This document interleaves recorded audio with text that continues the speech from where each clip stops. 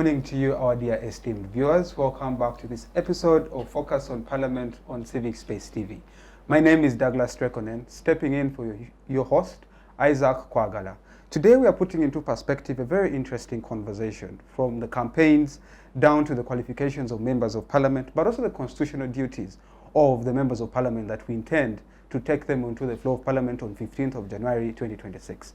This comes from a background of the violent scenes that we saw in Gulu on 6th of December, but also a recent disqualification of a member of Parliament that, of course, we shall delve into deeper into the conversation. In no particular order, allow me to introduce my guests who will help us unpack this very interesting conversation and put it into perspective. I'll begin from my immediate left. I am joined by Mr. Augustine Ojibile. Mr. Augustine Ojibile is the head of FDC Campaign Task Force. Very happy to have you here, sir. I'm glad to be part of this discussion once again. My name is Augustine Ojibile from Forum for Democratic Change. Thank you. Looking forward to having an interesting conversation with you. Right next to Mr. Augustine Ojibile, I am joined by Mr. Agawa Muzora. Mr. Agawa Muzora is a member of Parliament contestant under the Party of Alliance for National Transformation for the constituency of Kampala Central Division constituency. Very happy to have you here, Mr. Agawa. Thank you. Once again, my name is Agawa Muzora from the Alliance for National Transformation. I'm glad to be here to discuss a few things that concern our country. Thank you very much. Right next to Mr. Agawa, we are joined by a usual face on the show, Professor Mwambutsa Indewesa. Very happy to have you here from the College of Humanities and Social Sciences. Glad to be here. Glad to be with these fellow panelists and before the general public to discuss issues of national importance. Thank you. Last but not least, we are joined by, he's a lawyer by profession, of course, also a usual face on the show. Very happy to have you here, Mr. Ernest Talwana. Good morning, everyone. Good morning to all Ugandans at large. I am glad to be here to discuss matters of national importance. All right. Thank you. Professor, allow me begin with you. The scenes that we saw in Gulu on the 6th of December was one that, of course, sparked conversations around the country. The scenes were very violent, and of course, various commentators were offering their opinions. But for us to get context to what happened in Gulu, it's very important in the background of the conversation that we're looking at today to understand it deeper, but also give us a deeper context and historical background to it. And my question to you would basically be broad, but I know from your historical background, you'll help us put perspective to what we saw happen in Gulu, but also at large, the campaigns as it's going as a whole. So my question to you is, how would you therefore assess the conduct of the ongoing campaigns that we're having at the moment, from the nexus that happened in Gulu? Thank you for that question. Electoral violence is one of the issues that have marred our electoral exercise and compromised its integrity.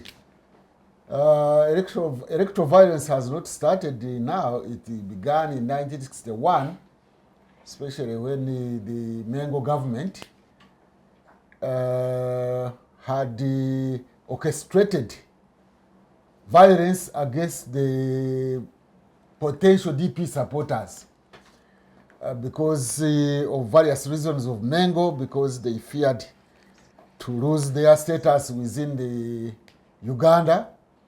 We had another election, a general election in 1980. It was also marred by violence. And since we had elections since 1986, 93 for CA, we have had violence. Every time we have had violence. But now, to talk about this very one, which I see not only in Gulu, it has been in Uganda. In fact, we lost a citizen. It has been in Sanga, somewhere in Chiruhura, in Mbarara, in Kampala here, in Nwoya, I think. So there have been many places where we have seen violence, mainly orchestrated against the supporters of Kyagulanyi and Kyagulanyi, the candidate. Now, it is a very disturbing development, but we need to give it explanation. I'm not going to go into explanations of the past, but for this very one, you can clearly see that the soldiers are involved, the military. They are involved and they are not supposed to be involved. And we have not heard from their commanders, the CDF, the commanding-in-chief himself, because he's still the president, although he's a candidate, Inspector General of Government, Inspector General of Police. They have not all come out to clearly say what was happening is unfortunate and the following steps will be taken to avoid that violence. And that is why subsequently again we get other forms of violence. Nearly we are going to have violence in Kabarore there. I think if the no people did not restrain themselves. But there was violence anyway, but low-key violence. So what is the explanation? I have my opinion. Others can have their opinions. They can agree with me or not. But one is that the NRM, for example, now, which is presiding over the elections, because they are the ones in charge of policing, they are the ones even in charge of administration. Then I think we have a problem, a fundamental problem, a deep-rooted problem, not on the surface. And this is not only here in Uganda, it is what I call a sense of entitlement. All post-liberation governments, parties, movements in Africa, beginning with, let's say, Mozambique under Frelimo, Zimbabwe under ZANU-PF, Rwanda under RPF, Uganda under NRM, Sudan under SPLA, Ethiopia under Ethiopia People's Revolutionary Party, and Eritrea. They have a sense of entitlement that they came through the bush, they fought, and they have developed an attitude, a value system, a norm that they, to put it graphically, they killed the animal and they're entitled to it. And now the animal we are talking about is now the state of Uganda. And these post-liberation regimes and governments and movements have constructed a state around militarism. And so, any political competition, they look at it as an exercise in security. They have securitized elections and opposition. They have framed opposition as enemy, who is supposed to be dealt with militarily.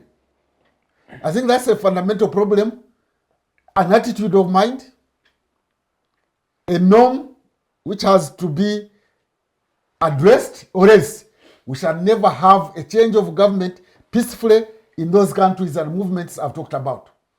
But number two, the brutality we see is beyond understanding. But we can try to understand it. It is psychological. It is psychological in the sense that those meting out brutality have got that almost criminal mind. That's why they were hiding their faces, hiding the number plates of vehicles. It was criminal. It is a criminal attitude. And what is behind this criminal attitude, I think, is the question of not looking at a fellow citizen, a fellow human being, without empathy. And why don't they have empathy? They think that the other person who is a political opponent and trying to lay claim to what they are entitled to, the state of Uganda, is the best, is subhuman. There was one time, I can see I have young people here, they don't know, but there was a prominent lecturer at Chankwanzi, ideological college, called Kajabango Karusoke. He one time wrote in the papers, I think, a New Vision, that some are people, others are mere biological substances. Some are considered people, But some other people are merely biological substances. So once you define somebody as a biological substance, then when you are hitting him with a stick, you don't have any consideration and empathy and sympathy that this is a human being. You have already debased him, dehumanized that person as a biological substance. Prof, allow me just interject there briefly. Two arguments that you propound. One, entitlement. Two, a state that has been constructed. A psychological. Yes. It's two, a state that has been constructed around militarism. Yes. And three, looking at a fellow human being psychologically as a mere biological substance. All right, so let me just take you back just in brief in history to help maybe you elaborate on this point further. My question is going to be centered around possibly the effect of colonialism in the way we are governed today. And this relates to the question of course, the violence that we're seeing in the elections today. The form of colonization that we experienced was one that focused on dominance and control. And that system of dominance and control is one that most states or African states seems to have went ahead and inherited. And Uganda is also privy to that. And we see this concretized with Amin when he greatly used an iron fist and used the army in the involvement of the politics of this country today. So the question to you is, does the colonial legacy still live up today in terms of influencing even our politics and the violence that we're experiencing today from the submissions that you're making? Yes and no. Surely, definitely, we still have what we call in history path dependency, that there is a legacy of that colonialism still with us in terms of attitudes and mindsets. But I don't want to continue with this excuse and escapism that everything is violent. There has not been violence in Botswana. Botswana is a post-colonial state. In recent times, we have not had violence in Ghana to this level. And Ghana is a post-colonial state. Some countries are experiencing this post-colonial violence. Others are not experiencing it. And the intensity, I don't want to use that exclusive example and illustration and analogy. I think it is escapism. We have to face this challenge. Some of these young people, we have seen brutalizing people, putting on military uniform, do not have much of colonial experience. It is 60 years since Uganda was independent. So, whereas the authoritarianism and the military violence may have something to contribute, let's not continue with this escapism, with this scapegoat. Scapegoating colonialism is not going to help us to solve our problems. Right. And looking somebody as a mere biological substance, almost like an insect, can lead to mass murders, can lead to genocide. Actually, mass murders and genocide are partly attributed to this psychological makeup of those who carry out genocide, because they look at fellow human beings as subhuman. And therefore, when you are hitting, you don't feel like you have hit a person. You have hit some other biological substance. You could see it. And that was criminal. Why, first of all, hiding yourself is already criminal. If I was a judge, I wouldn't need much of facts to base my judgment that so and so had an intention of committing a crime, because you covered your nose so that people don't see you. You covered the military vehicle so that people do not read the number plate. You came with a stick. But then those sticks that we saw in Guru were not merely a stick. You see, a stick can be a branch of a tree that you can get a circumstance and you want to create law and order. You go and pull a branch from a tree, or you uproot a shrub and you go and use it in order to control violence. You get me? I do. But these ones, the soldiers we saw, they may, I suspect they even have a budget They have a budgetary line to go and buy good sticks, dry. The sticks were dry. Enkoni, actually, Enkoni is not any stick. You see, in Runyankore, a stick is a chiti. But that was Enkoni. So they had a budget. They went and purchased those. They must have signed somewhere. Yeah. They purchased Enkoni, a stick without a back. You know, Yeah. well dried so that when you hit it, it doesn't break. Because the other soft one, the fresh one will break easily. Yeah. Then you go and hit. When it breaks, you get another one, you go and hit. That is criminal intention. And therefore, there is no doubt about what was in the mind of those who were beating. It was a psychological makeup, a psychological attitude, a psychological norm that the person you are beating is subhuman. I want to put it in Runyankore, if those who know Runyankore can help to explain it to others. Such a person, such a subhuman, we call it a chata. That's a singular, and the plural is a biata. Now let me go and hit this ebiata. That is the psychological problem that those people who were hitting. And they have not done it only there. I saw them pushing people in Kawempe in a ditch. You don't mind whether they kill each other, they fall on each other and break the spine. You just hit this charter. Because you don't look at them as human. Because they are subhuman, and they're subhuman, you can do anything with it. Okay. And they have killed somebody in Uganda. I'm told even somebody in Guru has already died. A child of 16 years old, was it? Has already died. Yeah. And they don't mind. They still don't mind. I have seen them before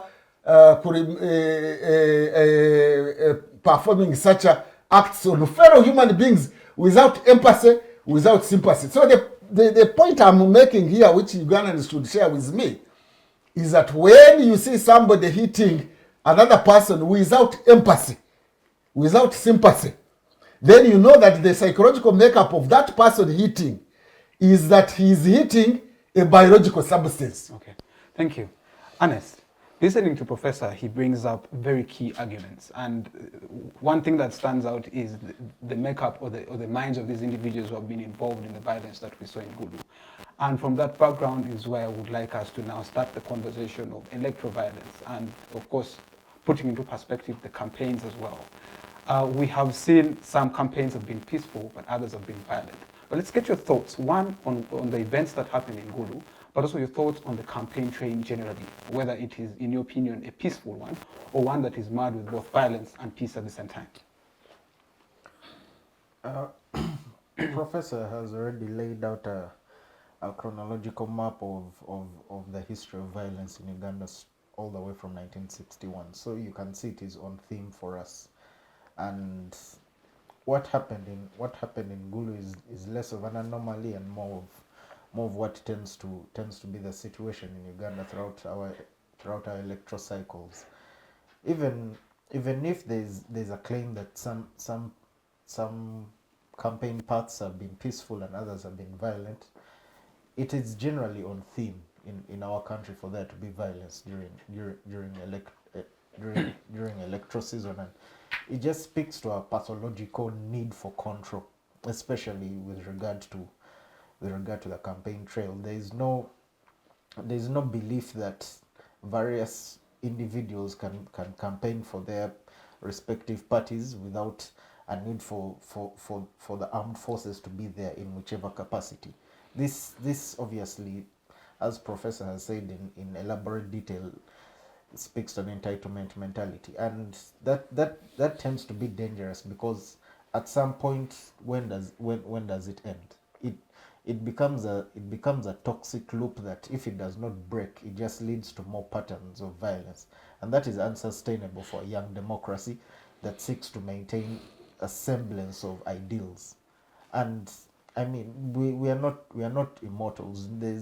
There are certain beliefs that need to be passed on to the next group. If those ideals are, violence is how you maintain control, or violence is how a state is sustained, this does not bode well for the future, because as you stated, a 16-year-old was killed in Gulu. What does that say to other 16-year-olds or to other young individuals observing this election season? It says that our state cannot entertain new ideas or cannot entertain young people also equally wanting to participate in the political process.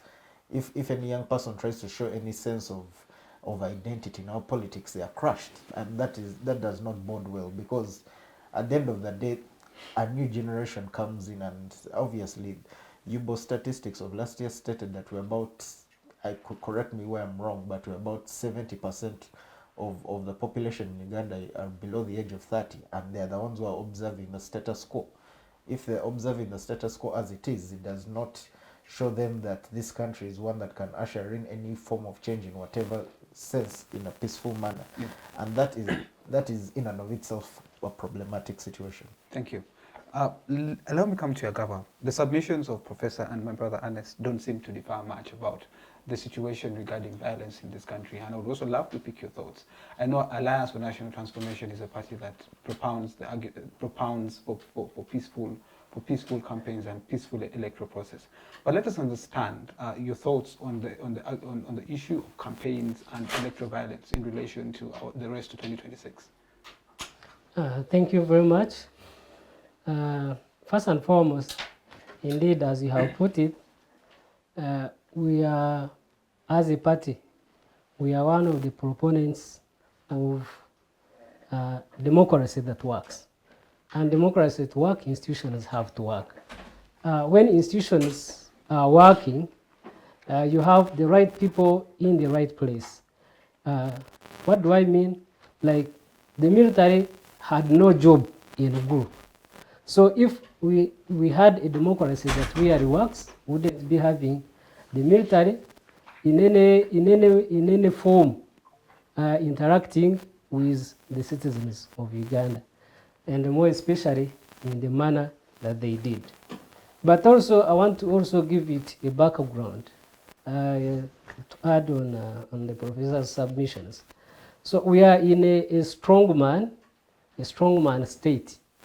And with a strongman state and democracy cannot be in the same sentence. Because in order to be a strongman, you kill institutions. And along with it, you kill democracy. So, and once that happens, anything can happen. That we have seen what? That we have seen happening. Especially the lack of the separation of the regime from the state institutions that they have fused, and when they are fused, the regime takes itself to be more important than the state and controls everything. But I would also like to add the psychology behind the violence that we saw in elections. The part of it is fear. And there is fear in two sides. One, there is fear on the part of the people you saw beating up people. The fear on the part of the people in the regime, the fear on the part of the military, the fear on the part of all those who have patronized the government. They have fear of losing it. So once they saw, because initially they were telling us elections are going to be peaceful, we are seeing it peaceful, and the security people were saying actually that the election is boring, and actually they are the ones who started the issue of violence. I think they were not getting allowances. But they saw, because initially, back in the times you would hear President Museveni say that my votes are in the villages. Why did he mean? That the village people are in slumber, the people in urban centers are awake. And so, and he had initially been restricting the access to the village people, access by especially people from opposition. So as such, there was no access. And that's why even when you look at the way they started the presidential campaign, they gave it little time so that you have no time to interact with people in the entire country. But even with the little time that was provided, especially Mr. Chagulanyi, Honorable Chagulanyi, managed to access areas or almost everywhere, managing to do 2 or 1 rally per district, and the people came up to show him that they are supporting him and also to listen to him. And so that worried the regime, that they were banking on the village people, on the rural people, because of lack of, lack of knowledge. They were banking on them to always vote them. So now there was fear increased, like, so now we have to curtail it. So in their fear, they had to create another fear in the population of associating with Honorable Chagulanyi. That's why the issue of beating up people came in. That you come to his rally, well knowing that you will be what? You will be beaten. So the other one, they made the they made the people of Guru an example. They were sacrificed as examples of what other people what they would face if they went to Honorable Chagulanyi. Right. So at the end of the day, the intention is to make sure that people don't access open candidates from opposition, so that they can listen to them, wake up, and at least use a vote against the people in the regime. Thank you. My brother Augustine, you're the head of the FDC campaign task force.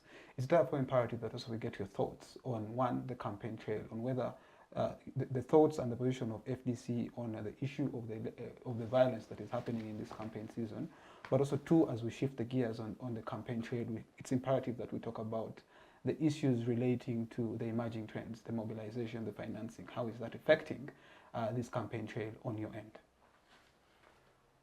Thank you very much. You see, one day I was on TV, I think 2 days back or 3, and I watched a certain UPDF officer.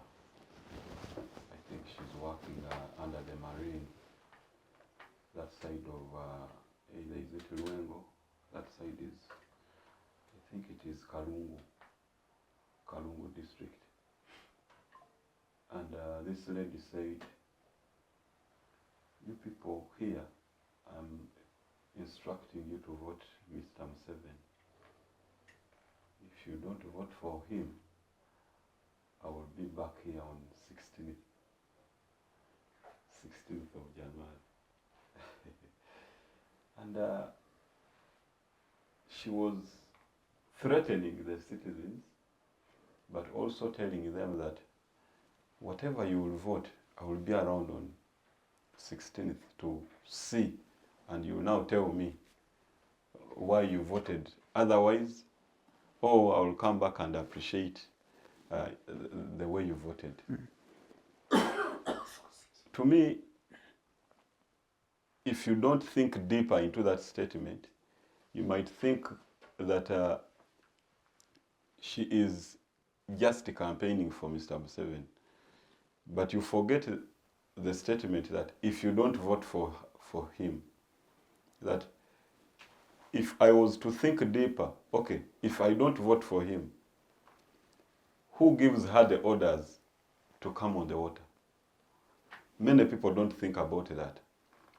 But the fear that has been created in them will automatically translate into thinking that, if we don't vote for Museveni, this woman will come back and cane us. But they forget that even the same caning has happened in the same regime. Their boats have been burnt, their nets have been burnt in the same regime under Mr. Museveni. So this lady is trying to show you that I am now going to be your liberator. You vote for him, I leave you free, scot-free to do your business on the water bodies. If you don't vote for him, I will come and terrorize you. So this is the kind of situation we are in. This reminds me of the Kakoza Mutale season, which was 2006 general elections, where raising 2 fingers like this was a crime. That they would move with a full bus of kiboko welding men, able-bodied young men, that a mere see looking at that man you would fear, you would want to run for your life. So this, today, it is not by the usual citizens, but this time it is by people wearing uniform. So they go practice even how they would cane. I don't know if you people watched the video clearly. You would see the pattern. Go, hit, run away. Let another person come, hit, runs away. So each one should have a chance. Yes, so that An even opportunity to hit. media doesn't capture you fully. Okay. That you do not, you don't appear to the media constantly. That as you go hit someone, run away, another person comes in. So by the time the media is focusing on you, another person is already coming. They leave you to go, they want to focus on another. And so it was organized in a way that you will fail to notice who exactly did what. So it was so organized. Organized chaos. Yes, so the other time, you would have a bus. Kakoza Mutare would move with a bus. They come out all in a gang and hit you people. The whole street would be caned. And then they get back into the bus and move away. So you can see there's a difference in action, but it is the same activity. Pattern. So this is how things operate. However, for me, I do not want to only say that this is an electoral violence, but this is the kind of leadership Mr. Museveni offers. That during his thesis at university, for him, he chose to go and study and write about violence, how you can use violence to manage society. So for him, he is so well versed with how you can use violence to manage society. And that is him. So you will never change that pattern. You will never look at a society which is free from violence. We have seen all this. And with Mr. Museveni, it's now full dictatorship pretending to be under democracy. Okay? Full dictatorship pretending to be under democracy. So I would want to talk about maybe four issues. Four issues where a dictator really brings out his glaring energy. One of them is information. You see, information is concealed to make sure that it conceals what bad or ills they have performed, and it brings out the good the regime wants to you people to hear. You can see what happened in Gulu. Even after there is clear evidence that this Okello was hit by army men, and then he succumbed to death after a few days. Police came out with a statement claiming that this boy was a thief. And it writes a good statement, a very good essay, and says, we went to the mother, and the mother was looking for his son, only to find out that he had been beaten from the town center by is it called a mob, after he had stolen a phone.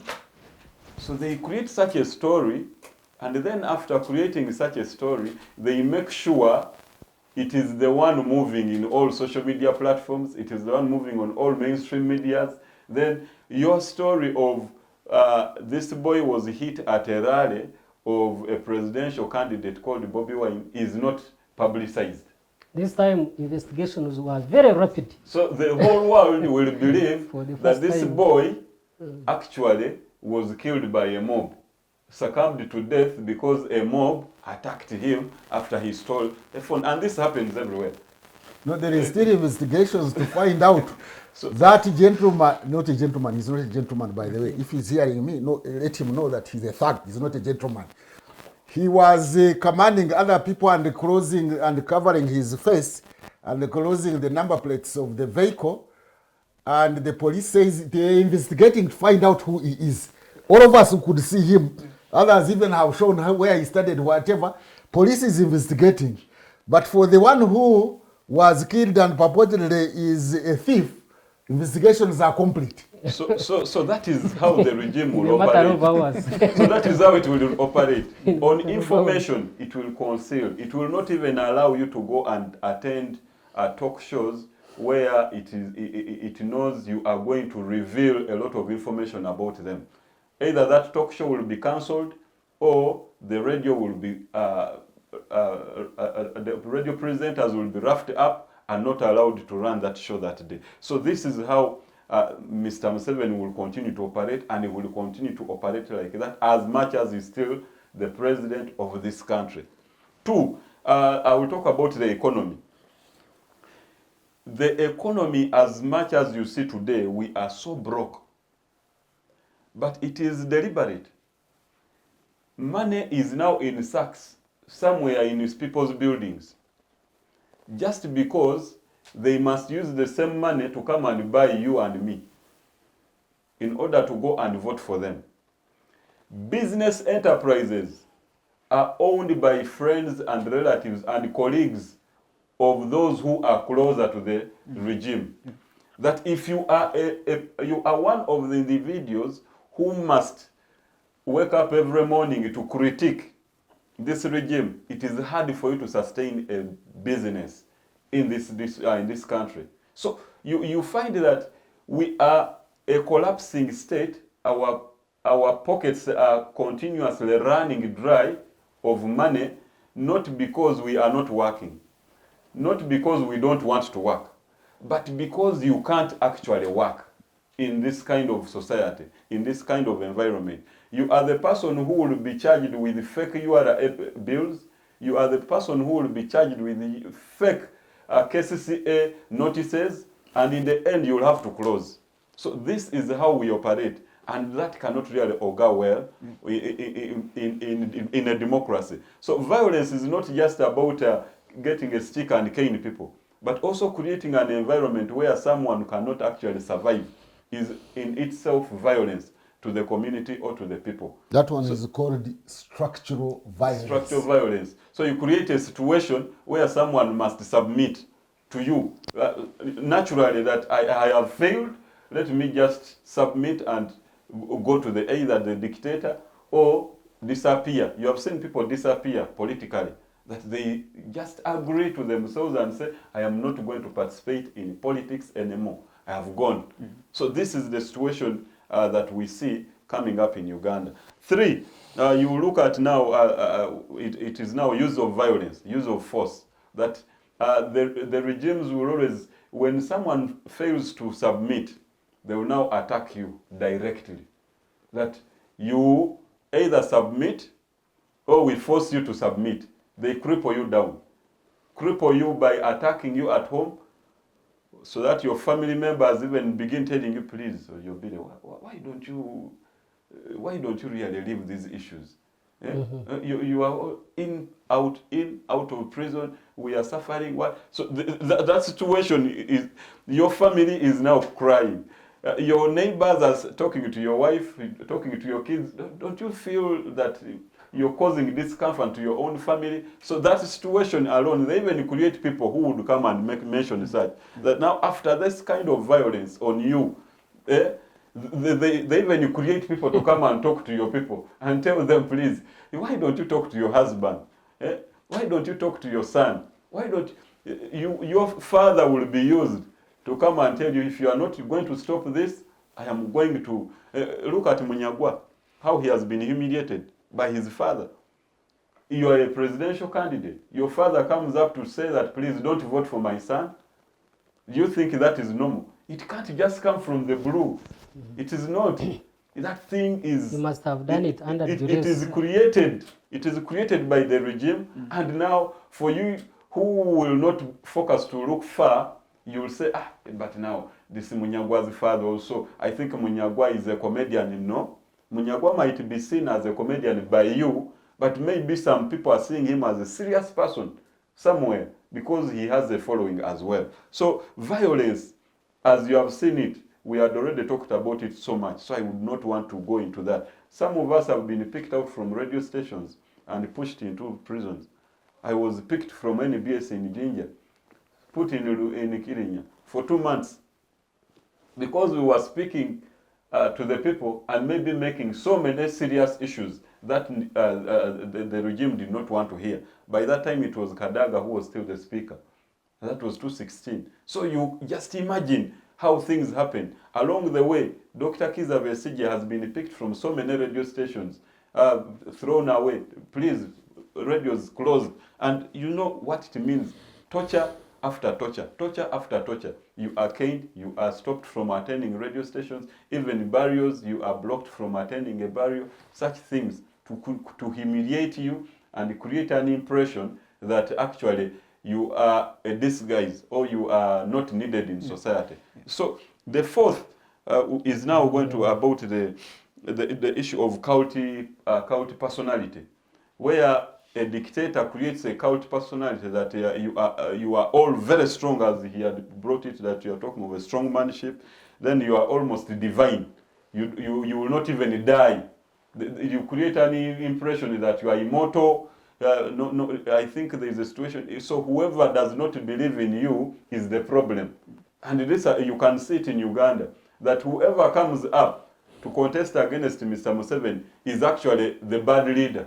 Tagala Nkulakulana does not want development, does not want growth, does not want this. You see, the allegations which were put against Semogerere, if Professor can remind us, in 1996, that Semogerere did not want development. We have just come from war. Now the man, we have even given him a government to be part of us, and is now creating a situation, but he doesn't want.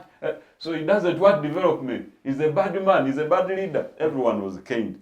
The UPDF left the barracks, and it came. That was the first time it left the barracks to come to the Let me just hold the you public. there as you summarize, maybe quickly, and we go for a short break. Then we come back and we wind up as you conclude. Yes.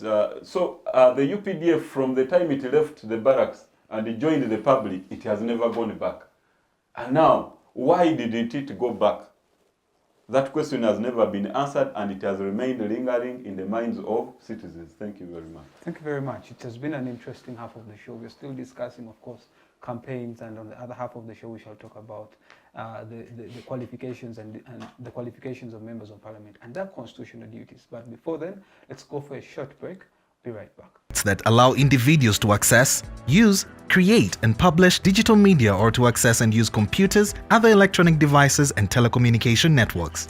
Digital rights include a right to freedom of expression, information and communication through technology, a right to privacy and data protection, a right to credit for personal works, a right to universal and equal digital access, a right to identity, a right to anonymity, a right to be forgotten, and a right for protection of minors, among others.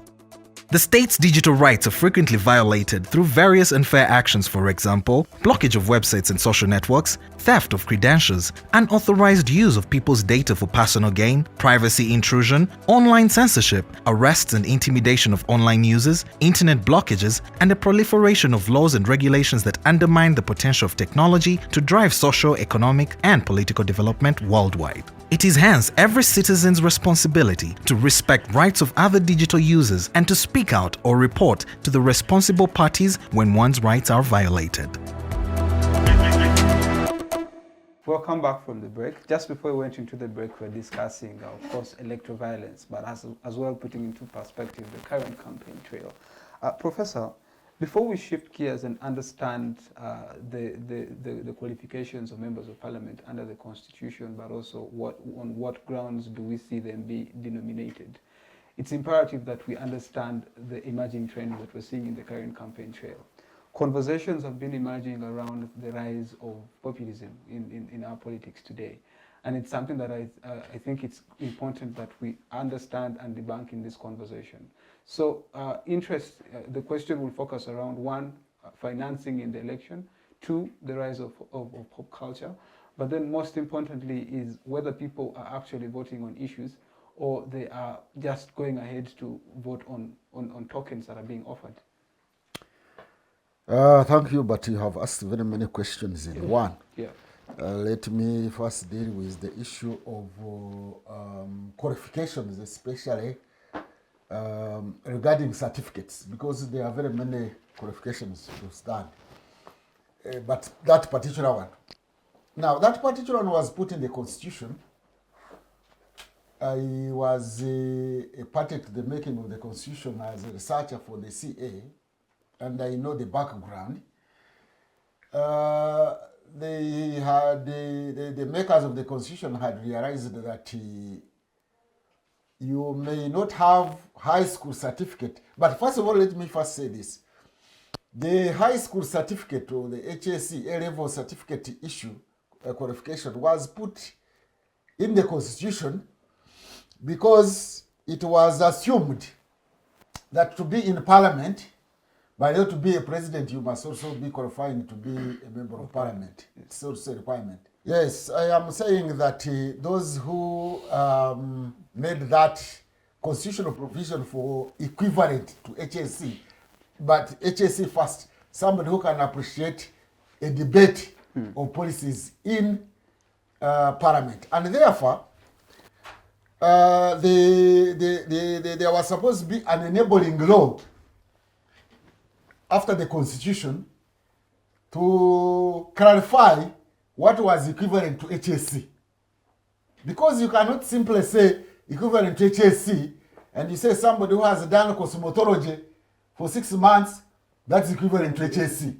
You can't say somebody who went to the bush and was trained in the drills and how to shoot and kill, that is equivalent to HSC. In other words, it has given that person the capacity and ability to debate abstract concepts and policies. No. There was supposed to be an enabling law to clearly specify what is equivalent, which in my opinion would be something like, even if it is not high school formal level, it is a course which takes maybe similar years, 2 years. It is a course which has got a curriculum and a syllabus that teaches concepts, issues, so that one can appreciate decision making where you can have two perspectives or more than two perspectives. Yeah. But now if you simply leave it blank like that anything is equivalent, it is very unfortunate. Because we are seeing members of parliament that who do not even have P7 qualifications, not senior 4.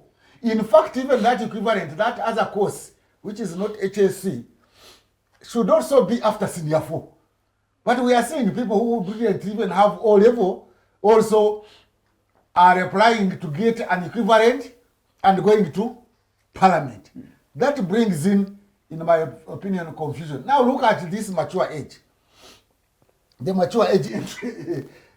You go and do mature age. We don't know whether you steal it or whether who did what. Anyway, to me, mature age is supposed to be not a certificate qualification, but a permission. I think that's what they say. You are permitted to go and do a degree. Yeah. But not necessarily that it is a certificate equivalent to A level, even when you don't have O level. You get me? So that brings confusion. But that said, if the Electoral Commission has surrendered that mandate of determining who qualifies in respect of HS equivalent to either UNEB or National Council for Higher Education, and they go and qualify me and give me a certificate of clearance, Electoral Commission, for heaven's sake, has no mandate, has no responsibility, has no duty to go and disqualify me. From there, it should go to the courts of law, the High Court, not to them. Because now this is eating your cake and have it at the same time. Yes. You have surrendered the mandate to determine whether this certificate is equivalent to National Council and UNEB. And when they say this is okay, then you reach there and say, no, it's not okay. No. And even when the Electoral Commission, I think in the future, there should be a reform, electoral reform. They are creating confusion, an inherent confusion in the electoral exercise. The moment the Electoral Commission scrutinizes my papers and nominates me, full stop, the next thing is to declare me a winner or somebody else. Anything else after you have nominated me should go to the courts of law, not you. You cannot do something double. You said my certificate is okay because National Council for Higher Education qualified me, and then tomorrow you say no, it is not. That's totally wrong. The same body goes ahead. The same body approves and disapproves. No. That is illegal. That is illogical. That is wrong. They should have asked the petitioners to petition the courts of law. Then the courts of law can adjudicate and say this is not equivalent. They can disagree with UNEP and National Council. There is no way the Electoral Commission can ask the other bodies of government to do the qualification, and then you turn around and say, National Council, you are stupid. Look, you are stupid. You can't do that. You can't do that. This is an anomaly. This is wrong. It should be now the high courts to adjudicate, in my opinion. Now, this qualification, therefore, this qualification issue requires now the court, the parliament to come up with an enabling law and clearly spell out what is equivalent to high school, to A-level certificate. And then they should also, that law should point out who exactly should determine who has qualified and who has not qualified. Yeah. For heaven's sake, National Council for Higher Education cleared these people after scrutinizing their papers and said they qualified. Now you come up there as the Electoral Commission. You take a very short time. You don't have time to call in the witnesses. You simply disqualify somebody. But also we are seeing a case where certain institutions of government and agencies have been cowed down and intimidated. The case is UNEP, which is not even far from where we are talking from. There is somebody from Isinjiro who is also fighting over this HSC business. It appears as if there was some hitches and anomalies in his certificate, his A-level pass slip. Normally when that happens, and it happens every day when you go to UNEP offices, there is always a queue for people who have come to have their certificates corrected. So somebody is claiming that his certificate, there was an error in his certificate. And he comes to UNEP and says, please, can you clear me? Can you do some clearance and remove the error in my certificate? And UNEP people hide under their beds and tables. I don't know why.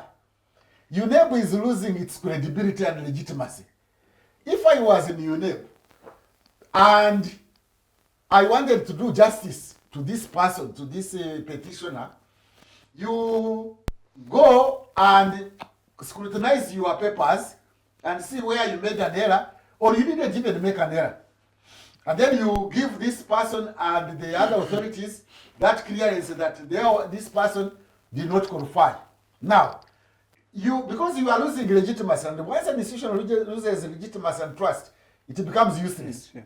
Therefore, what UNEP can do, can issue a statement if they don't want to go for a press conference. Issue a statement clarifying that yes, there was an error or there was no error, the claimant is wrong. Then you issue a statement or you go to a press conference and tell the general public that we did due diligence and discovered that actually this person does not qualify. We saw something also appeared in the media about a certain candidate, Washande, where we saw a document where it was said that he had a course that he took, maybe equivalent to HSC, which was issued by UPDF in 1982. But UPDF was not there in 1982. By then it was UNLA. Yes. Now, when that one is saturated, we have not seen also National Council for Higher Education going to the media or issuing a statement to say, oh, this was an error. We were trying to write 1992. we were trying to write Uganda National Liberation Army, and instead we wrote UPDF. Maybe it But is the year which was wrong. it was a rebel outfit. It wasn't a legal institution. Yeah, maybe it was No, 1992. UPDF, Uganda National Liberation Army was the national army. Eh, the one of Uganda. The one of Okay. Uganda, Uganda National Liberation Army was then the legal army. Yeah. But then you clarify. They have not clarified. Therefore, there is a problem with the National Council for Higher Education. There is also candidate, is it Atwinde Sodo? There has also been question marks about his qualifications because somebody petitioned. That somebody who petitioned even has made an allegation that actually that Atwinde does not have HSC, that he did O level and got a 9, but in history, and then he did history at HSC. The petition is saying, how can you do a course at HSC where you got a 9? UNEB is keeping quiet, is not clarifying as to whether this person has a qualification or not. I'm told they even wrote a statement, a letter to the Electoral Commission to the effect that is allegation by the petitioner to the effect that they have no responsibility to identify this candidate, that they don't know him clearly, but they have kept quiet. So now I think there is a challenge in UNEB, a challenge in National Council for Education, a challenge with the Electoral Commission that washed itself off the mandate to determine HSC or equivalent. At the same time, they are the people who have decided that so and so is not qualified because he used wrong documents. So if you knew, you Electoral Commission, that you have the ability and the capacity and the mandate to determine HSC equivalent, then why do you tell somebody to first go to National Council and UNEP and even pay his money, because they pay a lot of money there? I'm told, is it $1 million or 2 or whatever the case, or 600,000? Some people even So you 3 pay million. money there because the Electoral Commission has sent you there. Then afterwards, the Electoral Commission, the same Electoral Commission says, the thing you brought here was Chiwani. No. Electoral Commission, after you have washed yourself of that mandate, please tell the petitioners to go to the High Court, and the High Court can now determine whether the UNEP or National Council for Higher Education made an error. All right, thank you. Ernest, from Professor's elaborate submission, it begets me to ask the question on whether you think, of course, the minimum qualification is A level. The conversation It's equivalent. Yeah, Or it's equivalent, which of course there is no which proper can be definition. anything. Even cosmetology that Yes. you study for 6 months is equivalent. Yeah. So my question to you, therefore, is if others are arguing that that these minimum qualifications, others say that it's too low, and others are saying, it's very important that we go ahead and possibly raise these qualifications, cognizant of the fact that Article 30 of the Constitution provides for the qualifications of the members of Parliament. My question to you is, what is your view on the adequacy of Article 30 that provides for the requirements of members of Parliament? Is it high time that we had conversations about elevating the minimum requirement, because the conversation around academic readiness and competence is being tied together? But before he comes in, just to make a comment about that proposal you are making. But they will also go ahead and say there is equivalent to a degree. Now that will also be contentious. Anybody who has completed P7 and done some other course, you will say it is equivalent to a degree. Ernest. I believe it's only Uganda that I'm going to put us in the realm of Commonwealth countries, because Sure. my majority of our laws are similar around the Commonwealth.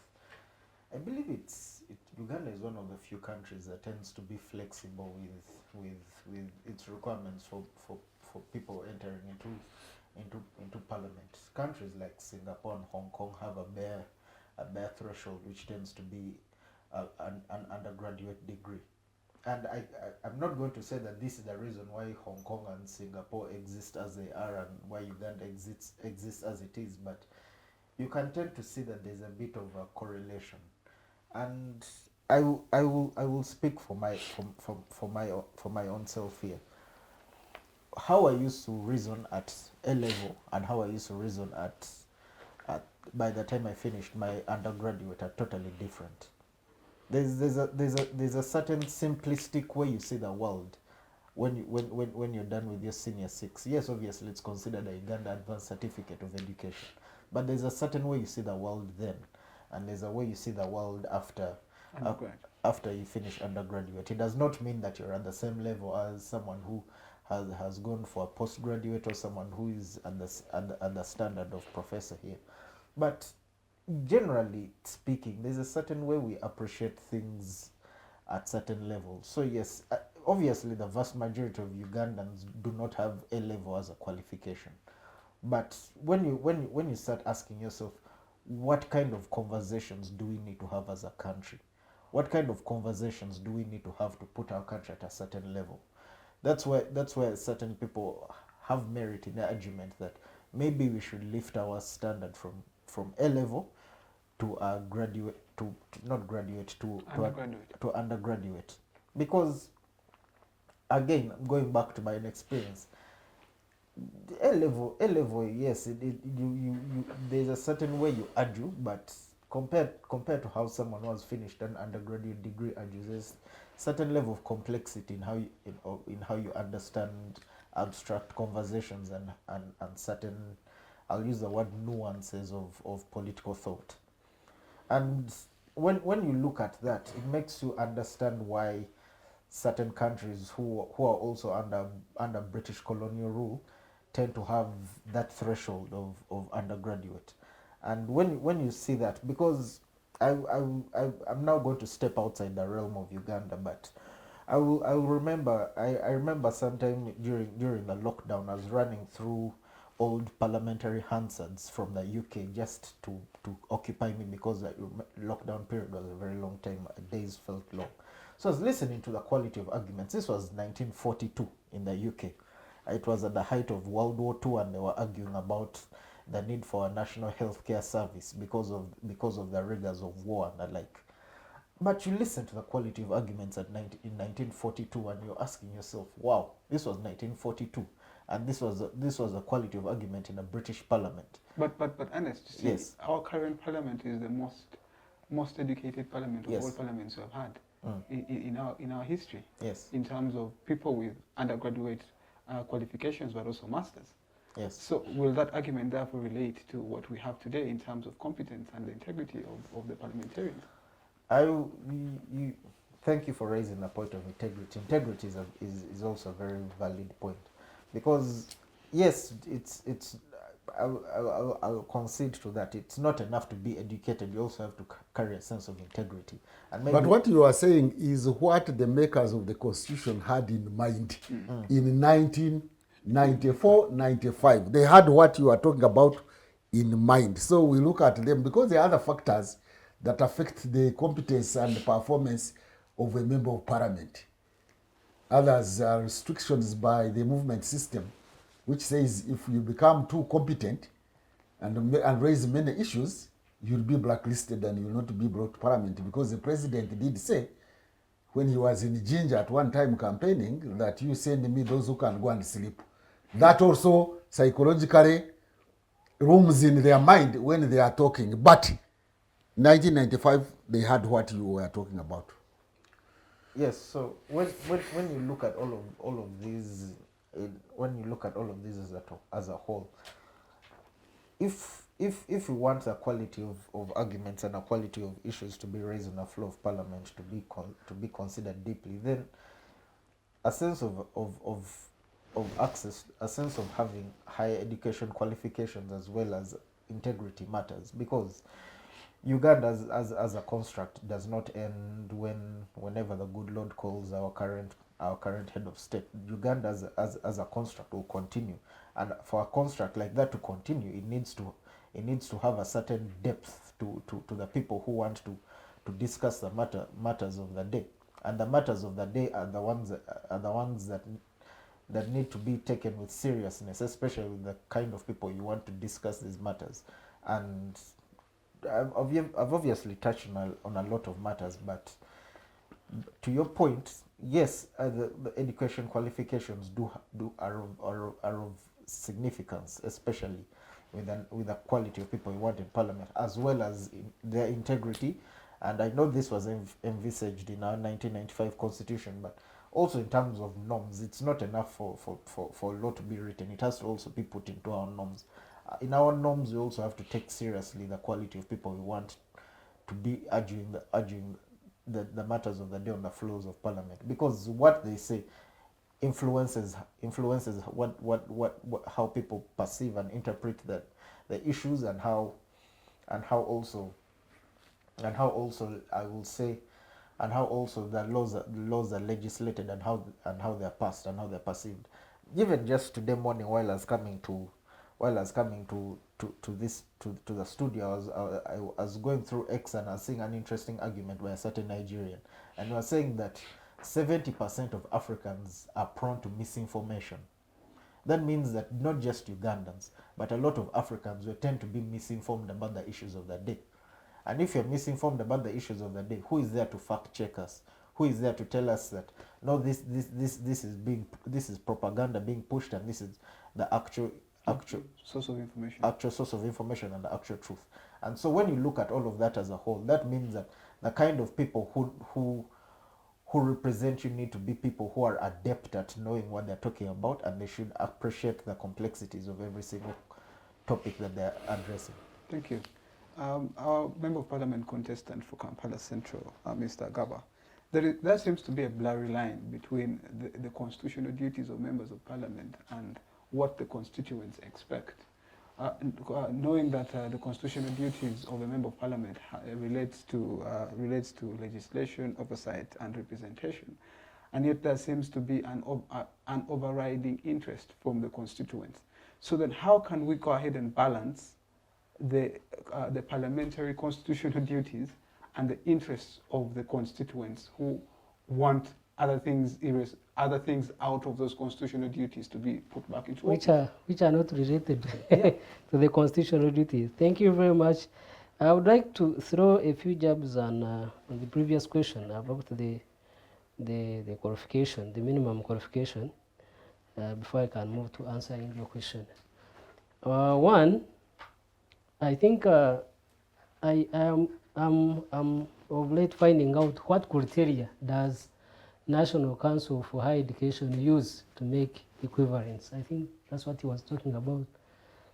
It is the role of National Council for Higher Education to do equivalenting certificates. So we should invest in ourselves in knowing what criteria do they use. And like he said, for me, I've applied for like different courses abroad, but the way they are equivalenting, luckily enough for postgraduate studies, they use either credit hours, something like that. So then you have a criteria, and that's what he said. But for me, what I would propose actually, if we are to maintain A level, let us forget these things of equivalent. The schools are there in Uganda. People who have studied are there. We are not short of people like it was in 1980 something, in the 90s. Let us be strict. Have A level certificate, period. In whose government? In our nation. In the post-liberation government. In our nation. You should have just told us that in Moto's you government. understand? Second, the issue of knowing, the issue of saying that we have more graduates, but the quality of output of services is poor. Well, Not services, the output of discussion in parliament. Discussion in parliament. One, there are two arguments also, like you have stated. Some people are saying that the speaker picks the people she wants. So if you are not in her good terms, books. yeah, in her books to be It, picked. it is her discretion. It is her discretion. So she uses it the way she wants, which prevents some people from contributing. But also, supposing those who want to contribute are not able to, there are two things: knowing what to do and maybe refusing to do it or failing to do it is different from not knowing what to do at all. So we rather have people there who know what to do, who are qualified enough to do the job, and it's up to them whether to do it or not. Back to the question of constitutional duties versus constituents' expectations. I think there is it is very true that people, first of all, like for the case of member of parliament, this is a job where you are interviewed by 130,000 people, because they are the people who vote in Kampala Central, around 130. So you can imagine, and most of whom don't know the job description. So they have to create their own criteria for interviewing you. That is one. Two, when it comes to policies, because when you talk about oversight, you talk about legislation, you talk about appropriation, these national scale policies, or the outcomes at national scale level, they don't go directly to individuals. But here in voting, the individual makes an individual decision. He does not make a national decision. So he wants to get a personal reason, an individual reason, okay, which impacts on him or herself in order to give you what? In order to give you a vote. So it goes to also the state of our society. The state of our society, people are very poor. People are not civically educated about how the government operates. So when you combine those two, you get people who are focusing on themselves. And there are not so many things they ask. Because when you say the constitutional duties versus expectations, the expectations are majorly welfare, personal welfare, that you people are working in government. When you come looking for the government, where can you show the government? Nowhere. So the one who has surfaced, you are now the government. Luckily enough, you also want support, endorsement from me. So you have to do a quid pro quo. We do an exchange. You give me something, I also give you the endorsement. So it speaks to the level of poverty in the country and lack of civic awareness in the country. But also, it is also exacerbated by politicians. Politicians, those who are not competent enough, fail to have a way of competing with others. So they are the ones who introduced the issue of logistics. So they couldn't compete, or perhaps They call it facilitation these days. Facilitation. They couldn't compete at the level of competence, so they had to go an extra mile. That extra mile introduced money, buying buyers, facilitating buyers. Actually, it started by offering transport, drinks. Because I was old enough in 1996, and thereafter, although I only started voting in 2001. But first, they would call people. Then when they have called you, they serve drinks, so people would come actually to drink sodas. So it has evolved over time. In order to listen to the whatever. So it has evolved over time. But me, I think that as a country, as politicians, it is majorly incumbent upon politicians to educate the public about the different roles of different people. Because politicians, they go and promise a bridge. A bridge is done by, even a bridge is done by local council 3. And a member of parliament says, I will fix that. But that's not in your docket. So we need to go about educating people what is done by what branch of government and what level of government, so people will know whom to expect what service and whom to criticize for not delivering what service. That will exonerate different types of leaders from blame of not delivering, which is actually pressures them to buy voters, to buy their conscience, because they cannot explain their failures. All right, thank you. My brother Augustine, the submissions of Agaba highlight one thing that I picked is the issue of lack of civic awareness, which, of course, the prerequisite falls, or the mandate falls upon the Electoral Commission as a constitutional mandate to go ahead and educate the masses in regards to their civic duties and responsibilities. And we are quite aware that recently the Electoral Commission was requesting for a supplementary budget of approximately 469.5 billion Ugandan shillings to help them purchase a number of items. Others are arguing that the question of civic awareness hasn't been answered, and yet the Electoral Commission wants more resources in regards to facilitating the process of the election. So my question to you is, as we are having an issue of voter awareness or lack of voter education, there is therefore, first of all, an important, or there is need to go ahead and create a nexus between constitutional duties, but also voters' expectations and Electoral Commission's mandate in trying that people understand the roles of these various individuals in the process to help us come up with a proper democracy. You see, there are a number of issues that you're raising in one question. It's, you're looking at roles of political parties. You're looking at roles of, let me say, stakeholders. Roles of stakeholders defined differently.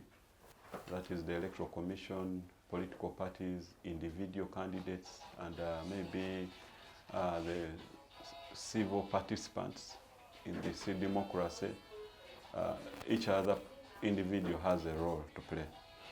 However, the Constitution singles out two categories. And the category it singles out is basically the Electoral Commission itself, because it has the mandate to tell people what it is doing and how it plans to do it. Then political parties also have a role in making sure that the people they are talking to, or they would want to lead, understand how they would want to lead them. So this is where...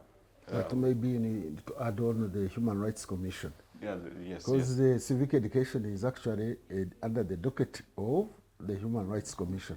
So these three categories are informed in the Constitution, apart from maybe civil society bodies which would rise up and say, okay, we're also coming in to offer in a hand.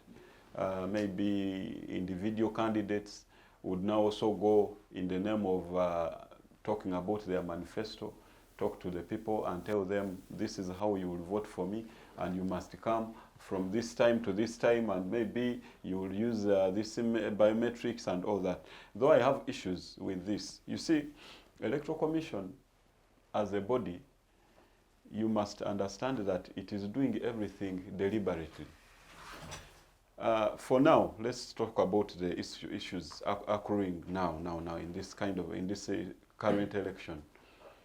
We have biometric machines which were brought in, and in the due course, none of the political parties has been involved either in the procurement or in the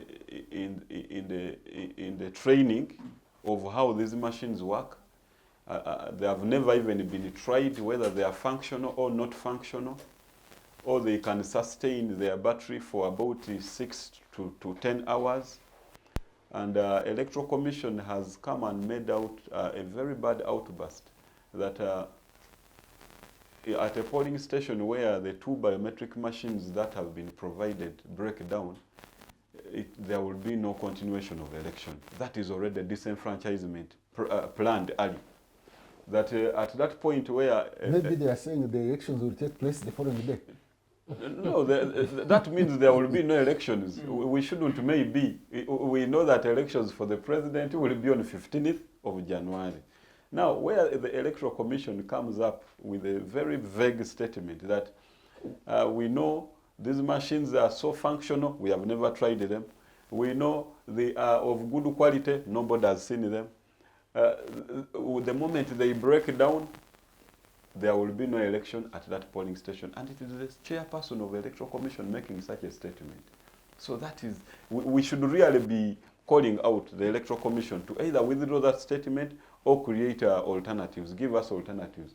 Because we have demanded for alternatives. That's when they came up with that statement to say, please, we saw while census was taking place, someone comes with a gadget at your doorsteps, and maybe you are in a homestead of about 6 homes, and in the first home it is successful, in the second home it is successful, in the third home it is not.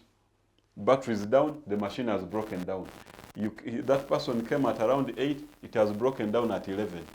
Now, from 11 onwards, this person is using the book to register your details and then goes and transmits them in their offices. Now, if we are in an election where we must use our fingerprints or even our iris to validate our votability. Now, by 11 a.m., the machine is down.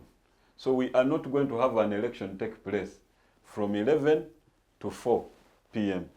How many people around along that within that time have failed to vote? The Electoral Commission doesn't want to answer that question. So it takes me back to telling you that this issue of trying to tell people what you're calling civic awareness, they are not ready to do it. And they are not willing, because they already have a specified target that they would want to achieve in this election. So if they have a ratio that they would want to create, civic awareness is useless to them. So let me make a compliment there actually. We also don't know the function or the functions of the biometric machine, because the Electoral Commission and the chairman has emphasized the issue of the biometric machine stopping or preventing multiple voting. But what about ballot stuffing? In other words, the point I'm making here, shall we be able to retrieve information after the voting exercise to find from the machine to find out whether the same number of people that that have put their finger in the machine is equal to the ballot papers counted, whether valid or invalid, because that is retrieving information, and there is no law requiring for that one. Now, when there is not that no law, the Electoral Commission will say that was not the function of the machine. Our machine was only to stop multiple voting, multiple voting, not ballot stuffing, because at 4 p.m. or 5 p.m. when polling ends, that is where most of the electoral malpractices take place. The polling officials now get the ballot papers and put them there. Now, can that machine tell us that the number of people who pass through with their fingerprint is the number of ballot papers that we have counted? A brief answer. All that we raised to Electoral Commission, and the Electoral Commission clearly said they cannot retrieve that data. Then you better throw away the damn things. So that is stupid. If you cannot prevent ballot stuffing, then you are wasting time and our money. So I'm telling you that civic awareness, as you want it to be, it will not happen. That's because nonsensical. there is a ratio that is predetermined, which must really be made to be actualized on 15th of January. That's nonsensical. So another issue that is contentious on this very issue of civic awareness. You see, in the past election, compared with this election, there has been an increment of over 15,000 voting areas. That is electoral, they are called what? Polling stations. Yeah. Over 15,000 polling stations have been increased. Now, Electoral Commission is mandated to gazette polling stations 2 weeks to the nomination of the presidential aspirants or candidates. To date, the polling stations have not yet been gazetted. To date, as we are speaking now, right now. So isn't that an illegality? So they have not yet been gazetted. Two, But wait, now, so how does the justification of them requesting for a supplementary budget? now maybe they would want to also gazette. They would. I can't speak for them now. They haven't gazetted those polling stations up to date. Two, in the issue of gazette itself, candidates at local government, at member of parliament, have never been gazetted. They have never been published in the gazette. And what is happening right now is that they have already gone out to print ballot papers. Now, the question is, very serious question actually, that political parties nominated their candidates. Some of them have been denominated. Some have not been denominated. Now, you are printing ballot papers. Political parties and the candidates are not even aware whether they are part of the gazette. Okay? Whether they are part of the candidates. Now, these gazettes help in one or two ways. That an electoral commission officer can easily miswrite or misspell a candidate's name. When a candidate's name is misspelled, it invalidates an election. That on the day of elections, you will not have elected Ojobile. My name is Ojobile. The moment you write Ojobira, that's a different person. It is not Ojobile. Okay? So on election day, you are going to have an Ojobira on the ballot paper, but the candidate who nominated is Ojobile. So this would be seen on the gazette that actually there is an error here. Please, Electoral Commission, rectify this before the printing of ballot papers. Two, you are going to have candidates against wrong electoral areas. That I am contesting as my brother here, a member of parliament for Kampala Central. Now I will find my name under a member of parliament of Nakawa Division West. And it is on election day. You can't rectify that other than cancelling the election. So the problem here is that for councillors, it is very hard to have a by-election unless there is a by-election of a bigger office like a member of parliament or a district chairperson.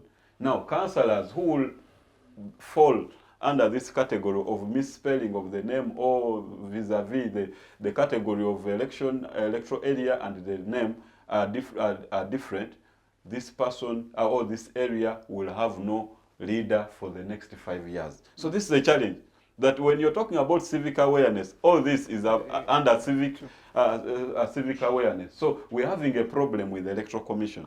Now, maybe, I don't know if I've exhaustively answered that question. So now, I wanted to go now. Okay, just quickly wrap up on that and we get to the I wanted to go to the issue of, you see, I may disagree with the professor on the issue of Electoral Commission doing its role of denominating people it has nominated.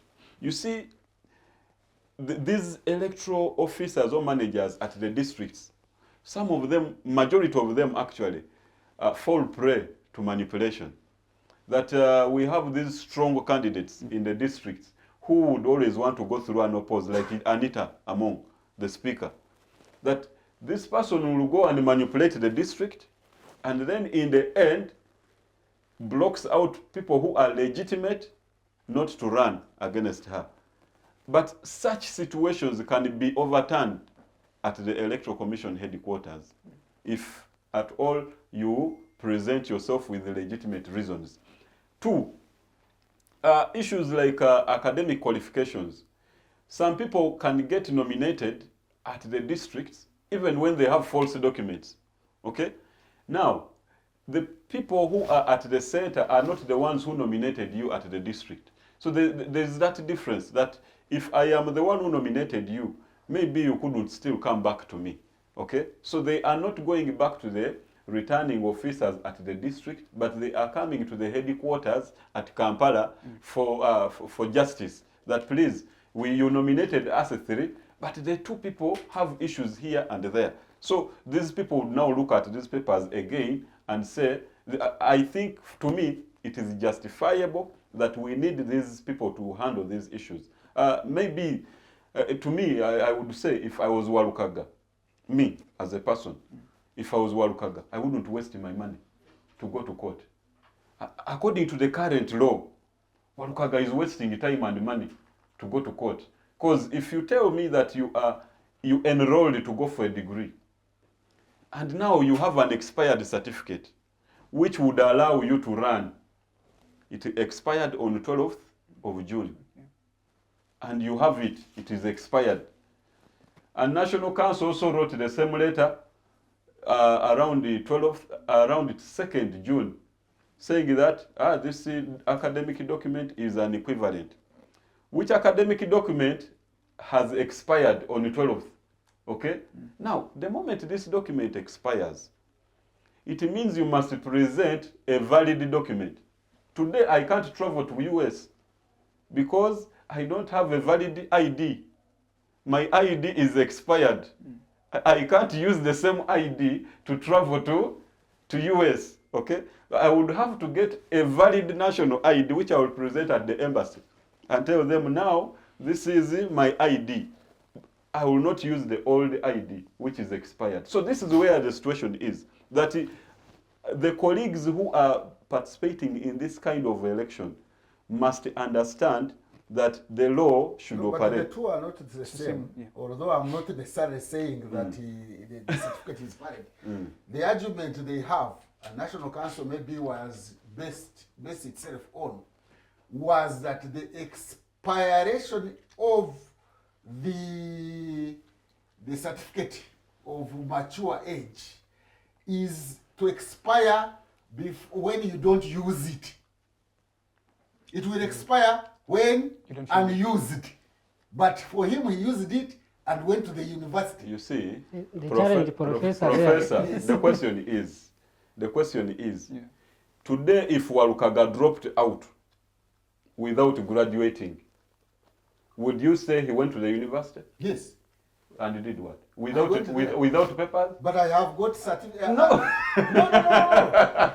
Without papers? Let me tell you. He has the results. Actually, You can go to the academic registrar's office and they even stamp your results for second year, and you even cross to another university and go to Sadia. That's crossing to another university, but it is not the qualification. No, it is not a qualification, but it is a permission to say that I completed the second year. You completed the second year, Yes, but I didn't have a degree. which does not give you a qualification. Professor, So I What is think, the meaning of completed second I year? think, for me, I That's think, not a certificate. Yes, it is not a certificate. I agree. Yes, so at Electoral Commission, what did you present? No, that's different. Yes, I was responding to your logic that when I complete second year and drop out, they will say I will never have gone to university. No, the that's issue is different. going there is justified by a document which indicates that actually I was there and I successfully completed. It is like passing through school. Why do we talk about dropouts? for me, Do we where give I them think, certificates? We don't. where I think Walukaga could have failed is that the Electoral Commission does not deal with what you know, what you have. It deals with what you have submitted. That's true. What you have submitted. So if you now, you. I think that yes, he submitted his mature entry certificate. He also submitted his National Council certification, but he might not have submitted the results of. No, the results of the school he hasn't completed. you haven't completed. You must No, submit a to show, certificate. because the contention was to show that he used Used them it. to Okay, yes, enter yes, university. yes, yes. You If, see, if he left those ones at home Oh, that was a and problem I said think. that he would explain them verbally, then the commission will look at They what see they they have, have a point have on there. the table. you see, And- using is different. Because using them means that you have gone there and qualified. I can use them because I want an office and immediately withdraw. And still I will go back to the expired document.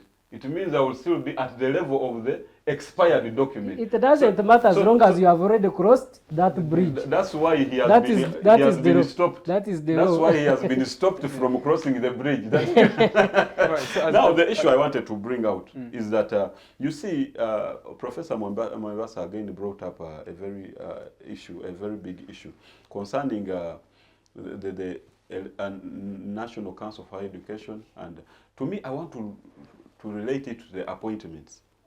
That you see, in these crucial offices, the appointment is also an issue. That today, when you have the wife to the president, the Minister of Education, and she is the one vested with the responsibility of appointing who the secretary of The various of technocrats. UNEB will be, and the one who will be in charge of National Council and of Higher Education. It becomes so critical in a way that who do these people want to be the MP? Because we are now at a point of transition where Mr. Museveni will die seeing his son at least become the president of Uganda, even if it is for one day. Now, whoever is going to be on their way must be stopped. That's why today you can talk about the Rwashandes, because they are in that mission. The Rwashande mission and others. Look at the primary elections of NRM. That majority of the people who were in line with the General Muhoozi, all of them went through their primary elections successfully. You might have a few hints here and there who lost, but majority of them went through. So, for you who would want to stop whoever has an opportunity, there is a point at which you will be stopped. And that's why you see Electoral Commission will tell you that your academic qualifications are not right. When you go to UNEB, when you know that you actually qualified, UNEB will keep quiet. Now, immediately after elections, you will see apologies coming from UNEB and National Council of Higher Education. This takes me back to about two cases. One of Katolu Bwama the late. Katolu Bwama also went through this mature entry, and then afterwards went into MDD and all that. So there was also a case in court over the same. I think for him, his was a bit different in a sense that I think there's a time frame between when you have done, is it senior 4, then you join for mature entry. I think there's some time frame, either 2 years or 3 years, which he did not, which were not correlating with his certificate and entry. So maybe the lawyer will help us. But there is that law. Someone who finishes senior 4, and then the amount of time you finish before It is over 5 years. before you I think. register. 5, So he was caught red-handed. over 5 years. Katolu Bwama. He lost that case, only that he refused to pay damages. He lost the case when he was in parliament. That was That against he sat for mature entry exams before the time. before the time. Because you are supposed to have been out of senior 4 by maybe 5 years. 5 years. That's why you see. So for him, he sat within, I think, 3 years. Okay. So he was also caught red-handed. Now there's an issue of the late also Abiriga. In 2016, before the elections took place in 2016, he was taken to court by members of, by a fellow NRM, and this man asserted that Abiriga did not go to school. Now, a court order comes after they had disqualified him. So, the declaration forms of Electoral Commission did not have the name of Abiriga. But ballots had been printed you know, declaration forms are printed from NASA here. Then ballots, maybe they were printed from outside the country. So Electoral Commission did not have a declaration form with the name of Abiriga. Now, it had the ballot with Abiriga. A court order from Nakawa goes to Arua to make sure that Abiriga participates in those elections. Now, Abiriga participates, he's beaten. But Electoral Commission pronounces him the winner, even when he was second, according to the declarations at that point. Now, Musema Bruce, who had won the election, goes to court and gets all the documents that Abiriga used for nomination. And on the verification of those documents, what Abiriga used as a document coming from UMY was, is it 1940 something? 1942 or 1946 or 1948. And that was the very year Abiriga was born. So, so the contradiction is pushed on and on. Actually, court refused to rule because this was the right hand of Mr. Museveni in West Nile. He was a former deputy RDC, a former RDC, and a former soldier, rebel, and all that. So Museveni couldn't really see his man coming out of parliament. I think it was a similar case like that one, with Nambozi versus Reverend. So when he died, now court rules that actually now was. All right. So Augustine, just quickly in 30 seconds, your concluding remarks as we end the show. So maybe concluding on this issue, I think one basic principle that we need to apply in these elections is that in a democracy, in a dictatorship, the people in opposition need to come up with a strategy which must really try to, as much as possible, weaken the pillars of the regime. That there are pillars that make the dictatorship to stand and thrive. One of them is the army, one of them is the Bank of Uganda, one of them is the, let's say, security apparatus, and one of them is parliament and the judiciary. Many mention them, but as opposition, by all standards, we need to come up together, weaken these pillars, and see how we throw the regime into trashes. For God and my country, Ojobide Augustine. Thank you very much. My brother Agawa, your concluding remarks. Thank you. One, the history of man is a history of class struggles.